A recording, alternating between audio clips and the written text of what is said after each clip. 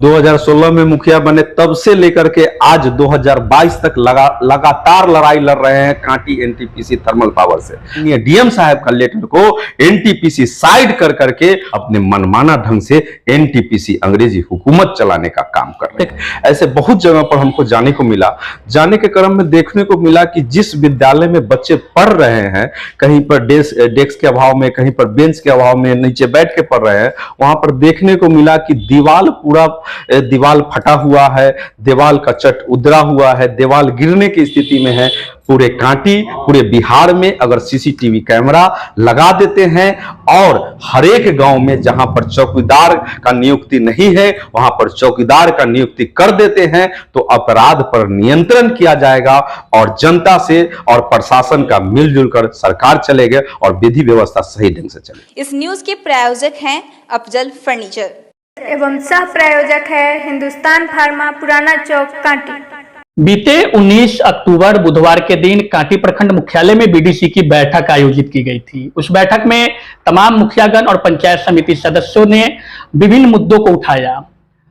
उस बैठक में सबसे बड़ी मुद्दों को जिन्होंने उठाया, कांटी प्रखंड के मानिकपुर पंचायत के मुखिया नवीन कुमार उर्फ शशि ठाकुर, उनके द्वारा 5 मुख्य बिंदु ऐसे हैं जो कांटी के धरातल से जुड़ी हुई मुद्दे थी, जिनमें शिक्षा से जुड़ा हुआ मुद्दा कहिए या फिर एनटीपीसी से जुड़ा हुआ मुद्दा, अन्य कई मुद्दे थे। और उन मुद्दों को लेकर के आज हम बातचीत करने पहुंचे हैं मुखिया जी से और हमारे साथ मौजूद हैं। सबसे पहले मुखिया जी आपका स्वागत हम करते हैं अपने चैनल में। और उस दिन की बैठक में कई तरह की बात, थोड़ी सी गुस्से में भी आप दिखे थे, क्योंकि आप एक प्रतिनिधि, सांसद प्रतिनिधि भी है और उस बैठक में आपने कहा था कि एक उचित स्थान प्रतिनिधि को नहीं दिया गया है। पहले तो इस विषय पे हम बात करेंगे आपसे कि आखिर ऐसी भावना जो आपके अंदर उत्पन्न हुआ आखिर क्यों? बहुत बहुत धन्यवाद दिलजीत जी, बसंत जी, आप मेरे यहाँ आए और सामाजिक मुद्दा पर कुछ बात करने, इसके लिए बहुत बहुत धन्यवाद। आज सर्वप्रथम श्री कृष्ण सिंह जी, डॉक्टर श्री कृष्ण सिंह जी, जो बिहार के श्री थे, जो श्री बाबू के नाम से प्रसिद्ध थे, उनके 135वां जन्म दिवस भी जो आज मनाया जा रहा है, उनके जन्म दिवस पर उनको सत नमन है। श्री बाबू ऐसे बिहार के प्रथम मुख्यमंत्री थे जो बिहार को जाति पाति से खत्म कर करके दलितों को मंदिर तक ले जा कर करके दलितों को हक दिलाने का काम किए और बिहार से जिम्मेदारी प्रथा को खत्म करने का काम किए। ऐसे श्री बाबू के चरणों में सत नमन करते हैं, उनके चरणों में पुष्प अर्पित करते हैं श्री बाबू को। आगे आपका सवाल था कि उस दिन जब बीडीसी की बैठक हुई थी, बीडीसी बैठक में जब हम गए तो जाने के क्रम में थोड़ा सा हम लेट से पहुंचे, वहां पर सारे प्रतिनिधिगण पहुंच चुके थे। पहुंचने के बाद वहां पर हमको लगा कि देखने को मिला कि कुर्सी कहीं पर कोई जगह बैठने का नहीं था, उचित जगह, जो कि पूर्व में वैशाली सांसद श्रीमती बीना देवी जी द्वारा कांटी प्रखंड पदाधिकारी, कांटी अंचल पदाधिकारी, कांटी सीडीपीओ पदाधिकारी, कांटी बीओ पदाधिकारी, कांटी थाना प्रभारी, सभी स्वास्थ्य केंद्र प्रभारी, सभी जगह पर लेटर के माध्यम से सूचित कर दिया गया था कि कांटी के सांसद प्रतिनिधि के रूप में नवीन कुमार उर्फ शशि ठाकुर हमारे बिहेव में, हमको नहीं रहने के उपस्थिति में वहां पर अपना उपस्थिति दर्ज करेंगे और वहां पर क्षेत्र के समस्याओं को उठाएंगे और क्षेत्र में और कांटी प्रखंड में और अंचल में जो पदाधिकारी है क्षेत्र के समस्या के लिए उनके पास में बात को रखने का काम करेंगे। जो कि पहुंचने के बाद हमको देखने को मिला कि किन्हीं पदाधिकारी द्वारा और किन्हीं प्रतिनिधि द्वारा ये नहीं किया गया कि सांसद प्रतिनिधि के रूप में एक आए हैं हमारे भाई, हमारे समाज का नेतृत्व करता, उनको स्थान दिया जाए। इसके लिए थोड़ा सा हम बोले, उन लोगों से हम विनती किए कि भाई ये प्रोटोकॉल के खिलाफ है, आप हमको हमारे जगह पर मान सम्मान दिया जाए। मतलब नियमावली के कहीं ना कहीं ये विरुद्ध था और एक संसद प्रतिनिधि को एक उचित स्थान मिलना चाहिए था। उस बैठक में बतौर आप एक सदस्य के रूप में शामिल हुए थे, अपने पंचायत का प्रतिनिधित्व करते हैं, उस मामले से शामिल हुआ। आपको प्रतिनिधि, सांसद प्रतिनिधि का जो उचित सम्मान है वो नहीं दिया गया।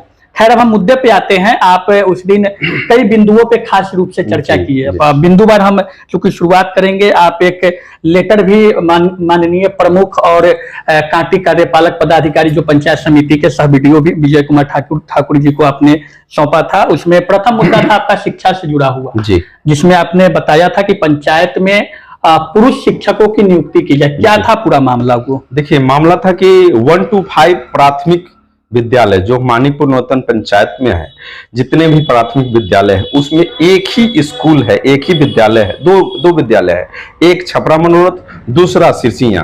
दो विद्यालय में एक छपरा मनोरथ में 2 पुरुष टीचर हैं, एक सिरसिया में 1 पुरुष टीचर है। बाकी जो 3 विद्यालय है उसमें एक भी पुरुष टीचर नहीं है।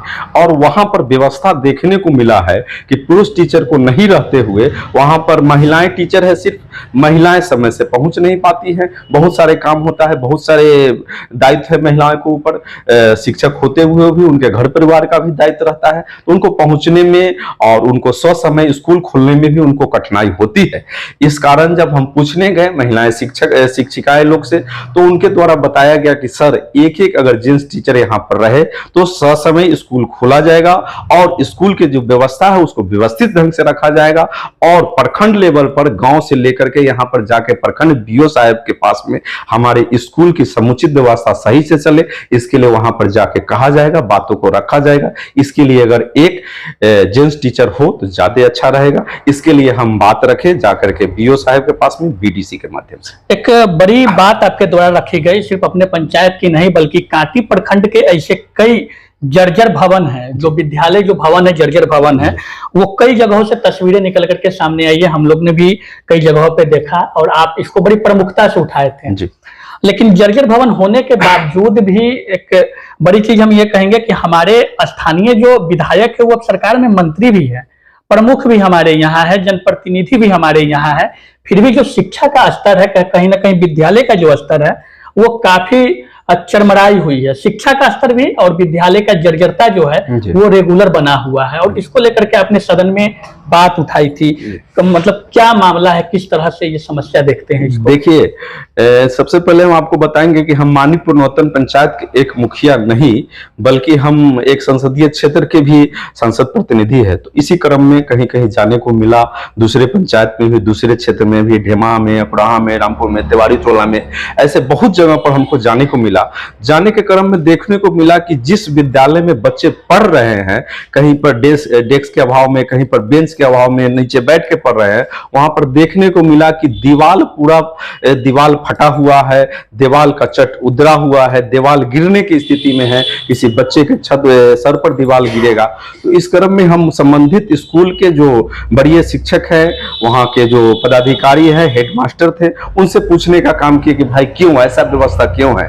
सरकार द्वारा तो विकास योजना में स्कूल को पैसा दिया जाता है, ऐसा क्यों व्यवस्था बना हुआ है, इसको क्यों नहीं सही करते हैं आप लोग? तो उनके द्वारा बताया गया कि विकास योजना में कुछ दिनों से पैसा नहीं आ रही है।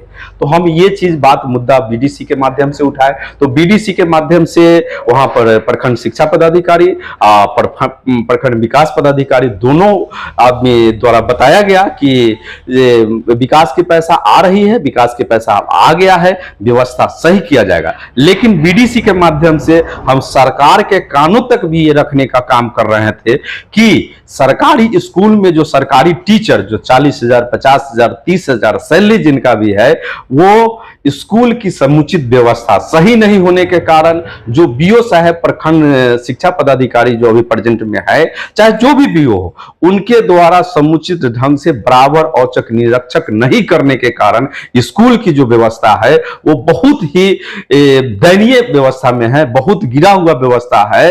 क्योंकि जिस स्कूल के टीचर लोग जहां पर पढ़ाने जाते हैं, सबसे पहले वहां पर व्यवस्था होनी चाहिए कि उनके बच्चे भी उस स्कूल में पढ़े, तब जाके वहां की स्थिति सही होगी। इसके लिए सरकार को भी जगना होगा, स्थानीय विधायक जी को जगना होगा, स्थानीय मुखिया जी को जगना होगा, सारे प्रतिनिधि लोग को जगना होगा। और छोटे प्रतिनिधि जो हमारे भाई मुखिया और वार्ड है और समिति भाई है और सरपंच जी जो लोग हैं, वो लोग क्या करेंगे जब तक ऊपर से उनको सहयोग नहीं मिलेगा, उनको साथ नहीं मिलेगा, तब तक नीचे वाले प्रतिनिधि क्या करेंगे? अगर ऊपर वाले जो सरकार जो बैठे हुए हैं वो भी नीचे जो सरकार चल चल रही है। पंचायती राज व्यवस्था उनको अगर हाथ मजबूत करे और उनको संभावित व्यवस्था दे तो शायद सही में स्कूल, सरकारी स्कूल की व्यवस्था सही हो सकती है और गांव ग्राम के दलित गुरबे के बच्चे सरकारी स्कूल में ही पढ़ करके जाके कोई आईपीएस आईएएस बन सकते हैं। उनको प्राइवेट स्कूल में पढ़ाने की व्यवस्था नहीं होगी। अगला सवाल पे हम आते हैं, उसमें आपने अपने पंचायत में बन रहे एक हेल्थ वेलनेस सेंटर का भी जिक्र किया था। स्वास्थ्य से संबंधित यह मामला था और प्रतिनियुक्ति की बात आ रही थी, स्वास्थ्य कर्मी और एएनएम की प्रतिनियुक्ति वहां पे हो जी। क्या था वो? जैसे कि आपको बता दें कि हम 2016 में सबसे पहले बार मुखिया के रूप में मानीपुर नौतन पंचायत में यासीन हुए थे। होने के बाद देखने को मिला, एक हमारे पंचायत में गांव है बरियारपुर गांव, 8 नंबर 9 नंबर वार्ड लरसंडा के बगल में, वहां पर एक उप स्वास्थ्य केंद्र है और दूसरा हमारे पंचायत का भाग मानीपुर नौतन पंचायत का सेरना था उस समय, जो कि दोनों गांव का दूरी लगभग 7 से 8 किलोमीटर दूरी हो जाता है। लास्ट छोर से यहाँ सेरना का अगर दूरी तय कीजिएगा तब उस दूरी के कारण वहां पर एक एनएम कार्यरत थी उस समय। उसके बाद 1 साल के बाद दूसरी एनएम भी कार्यरत हो गए। उनको सेरना तक और बसतपुर तक, छपरा मनोहत और नारायण बिरयाही तक आ करके बच्चों को टीका देने में और गर्भवती महिला को टीका देने में सुबह चलते थे तो 2-3 घंटा उनको लग जाता था पैदल आकर टीका देने के लिए। तो हम सरकार के सामने 2016 में 18 में हम ये एक लेटर के माध्यम से मुद्दा उठाने का काम किए, लेटर के माध्यम से कि हमारे पंचायत में एक उप स्वास्थ्य केंद्र अगर और बन जाता है तो पंचायत की व्यवस्था अच्छे ढंग से चलेंगे। पंचायत के एक कोने पर एक उप स्वास्थ्य केंद्र बरियारपुर में है, दूसरे छोर बसतपुर, नारायण बिरयाही, छपरा मनोरथ, सेरना कहीं पर बीच में अगर बन जाता है तो दोनों क्षेत्र में एक एक स्वास्थ्य केंद्र रहेगा तो पंचायत की व्यवस्था सही ढंग से चलेगी। मांगे थे थोड़ा लेकिन मिला ज्यादा। हम सोचे थे कि एक उप स्वास्थ्य केंद्र मिलेगा, लेकिन हेल्थ एंड वेलनेस सेंटर 2 मंजिला मकान जो कि 2 से 4 बेड का अस्पताल है वो मिला है सरकार द्वारा। और इसी के मांग के लिए उस दिन हम बीडीसी के माध्यम से प्रखंड के हॉस्पिटल पदाधिकारी से मांग किए थे कि वहां पर बन के अभी लगभग तैयार होने की स्थिति में है, 1 महीना में वो रंग पेंट होकर के तैयार हो जाएगा। हम मांग किए थे कि परमानेंट यहाँ पर अस्थायी रूप से एनएम और स्वास्थ्य कर्मी का नियुक्ति किया जाए। अब एनटीपीसी के मुद्दे पे आते हैं, क्योंकि एनटीपीसी से के खिलाफ आप काफी मुखर भी रहते हैं और पिछले ही दिनों की बात है, बिजली समस्या को लेकर काफी आक्रोशित आप लोग थे और एनटीपीसी के खिलाफ जमकर आक्रोश जताया गया था। बीडीसी की बैठक की बात करें तो सीएसआर फंड जो व्यय की बात आती है, एनटीपीसी की जो आमदनी होती है उसका 2% अपने क्षेत्र में सीएसआर फंड से उनको खर्च करता है। खर्च राशि की भी जा रही है, वो दिखा भी है, लेकिन इस पे आप आपत्ति जताए थे कि जो स्थानीय जनप्रतिनिधि है उनको कहीं ना कहीं उपेक्षित किया जा रहा है, उनको इस विषय में जानकारी नहीं दी जा रही है और सीएसआर फंड का जो व्यय रियलिटी में धरातल पे होनी चाहिए, जितना बड़ा दायरा उसका है वो दायरा उतना बड़ा दिखता नहीं और झुनझुना पकड़ा दिया जा रहा है। क्या है ये आपका? देखिए, हम 2016 में मुखिया बने तब से लेकर के आज 2022 तक लगातार लड़ाई लड़ रहे हैं कांटी एनटीपीसी थर्मल पावर से। लड़ाई लड़ने के क्रम में कभी पानी के लिए, कभी बिजली के लिए बराबर लड़ाई लड़ते रहते हैं, लेकिन कांटी थर्मल पावर अंग्रेजी हुकूमत चलाते हुए, अंग्रेजों का शासन चलाते हुए कांटी में जो लोग विकास की योजना और विकास की बात करते हैं उन पर एफआईआर करने का काम करते हैं, जो कि हम पानी और बिजली का मांग किए थे 2017 में, उस समय भी हम पर एफआईआर करने का काम एनटीपीसी द्वारा किया गया था।